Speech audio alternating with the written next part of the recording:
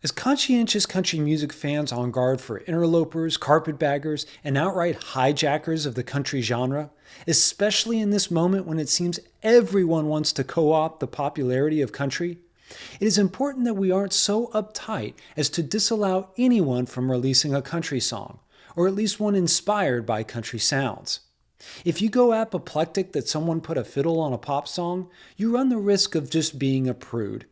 A pop song with a fiddle is exactly what rising pop star Chappell Roan has done with her latest song, The Giver. Roan gave us a long runway to prepare for the release since she first performed the song on Saturday Night Live on November 2nd, 2024, though she didn't release the studio version until Friday, March 14th. That's also when the video of the SNL performance populated on YouTube. The Giver is fundamentally a pop song, though with a very strong and prominent fiddle part, which is so pronounced in the song, it truly does pull it into the realm of country, or at least country pop. The Giver kind of sounds like Lainey Wilson mixed with the Jay Giles Band, or maybe Tony Basil's Hey Mickey. This sort of 80s bubblegum pop is Chappell Roan's domain, but as a girl from the rural Midwest, you can't be surprised country crept into her musical influences. What's somewhat refreshing about Chappell Roan's country foray at the moment is that it appears to be limited. She's assured fans that there's no intent to go country or to release a country album. She told Kaylee Bannon of Apple Music, quote, "I really just did it to have fun. I'm not switching genres or anything. I wanted to write a country song because I just thought it would be funny. It's campy and fun," unquote. She also said to her fans, quote, "Country music is fire. It's the campiest of camp.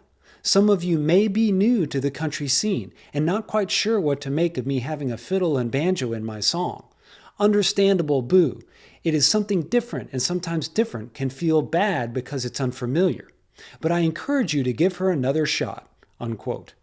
Chappell Roan also told Amazon Music, quote, "I'm not trying to convince a country crowd they should listen to my music by baiting them with a country song. That's just not what I feel like I'm doing," unquote. Contrast this with the rollout of Beyonce's album Cowboy Carter. Granted, Beyonce herself said it wasn't country, but in polite society, you had one option with Cowboy Carter: acquiesce and lie that it was the greatest country album ever that would transform the entire country music genre forever. Saying otherwise might get you turned into your job's HR department. Cowboy Carter had to win the Grammy for Best Country Album and the All-Genre Album of the Year, which it ended up doing, or all holy hell would break loose.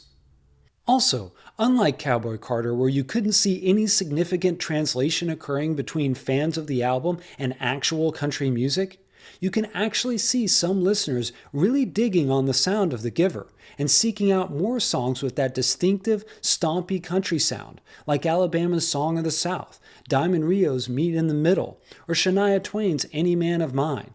Where the controversy from country music's more conservative clientele might stem from is the lyrical content of the song. Long story short, The Giver is about a woman claiming she can please a woman better than a man. "I get the job done," Chappell Roan assures. Maybe that's true about achieving climax, but procreation is another matter. Chappell Roan admits that she used to date men, but now identifies as a lesbian. "I think a lesbian country song is really funny," she says. "I'm just here to twirl and do a little gay yodel for y'all." All of this has led to some in the press to label the song as queer country. But interestingly, Chappell has seemed to intentionally not use the Q word so far.